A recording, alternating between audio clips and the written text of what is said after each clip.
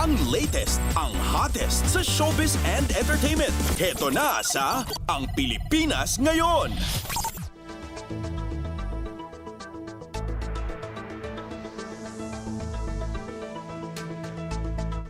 Magandang araw sa ating mga chismoso at chismosang nag-aabang ng mga trending na balita sa mundo ng showbiz. Ito na ang ratsyada ng mga chika.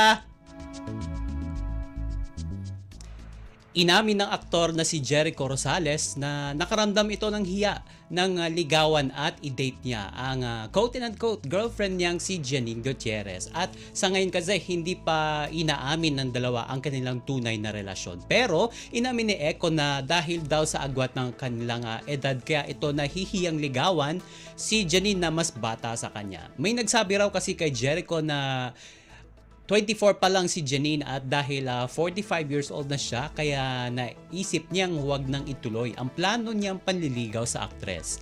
Sa panayam kay Jericho, ikinuwento niya ang tungkol dito at naalala nito na nag-aalangan siyang ligawan si Janine sa pag-aakalang 24 anyos pa lamang ang dalaga. Pero ayon pa sa aktor, hindi niya bet na magkaroon ng 20 taong agwat ng edad sa kanya na karelasyon. At magkasama ngayon sina Jericho at Janine sa kapamilya primetime series na Lavender Fields kung saan gumaganap siya o sila bilang mag-asawa na sina Tyrone De Vera at Iris Benavides De Vera.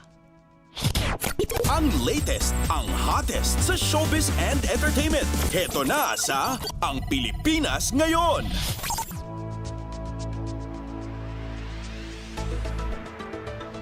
Samantala, malungkot na balita, nagluluksa ngayon ang TV host singer na si Billy Crawford at ang kanyang pamilya sa pagpanaw ng kanyang ama na si Jack Crawford.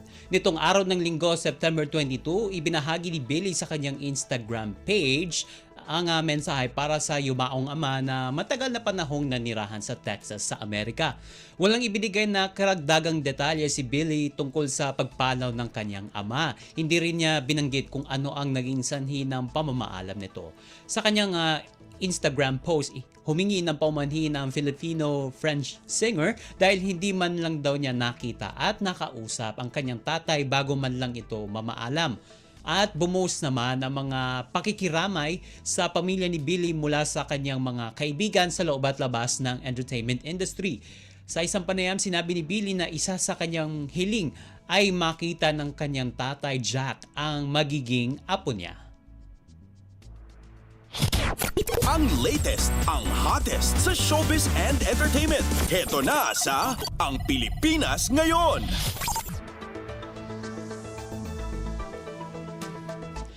At sa uli nating chika for today, mas karapat-dapat na maging national artist ang comedy king na si Dolphy. Ayon niya sa internationally acclaimed Broadway singer na si Lea Salonga. Ito ay sa gitna kasi ng panawagan sa Broadway superstar na maging national artist at nagsasabing ito na ang tamang panahon para makamit ang pinakamataas na parangal sa mga artistang Pilipino. Sabi niya, quote-unquote, "I think he should be heralded first. Hopefully, I will be given an opportunity to champion him," sabi ni Lea. Para sa actress-singer, karapat-dapat si Dolphy na hiranging national artist dahil sa naiambag niya sa mundo ng showbiz. Ayon pa sa kanya, quote-unquote, "We have to judge him as an artist for his body of work. He has contributed so much even those where he is cross-dressing." At dagdag pa niya, "It lends so much tolerance and acceptance towards the LGBTQIA+ community, even if that was not his intention at the time. That was an effect." Pagpapaliwanag pa ni Lea, una nang naghain ng nominasyon ang grupong Actor PH o League of Filipino Actors para gawin ng mga National Artist for Film and Broadcast Arts ang star for all seasons na si Vilma Santos. Ang latest, ang hottest sa showbiz and entertainment. Heto na sa Ang Pilipinas Ngayon. At wala na tayong sapat na oras para sa ating balitang artista. Maraming salamat mga kachismis sa pakikinig sa aking mga chika for today. Ako po si Mama JT para sa Radyo Pilipinas World Service. Ang latest, ang hottest sa showbiz and entertainment. Heto na sa Ang Pilipinas Ngayon.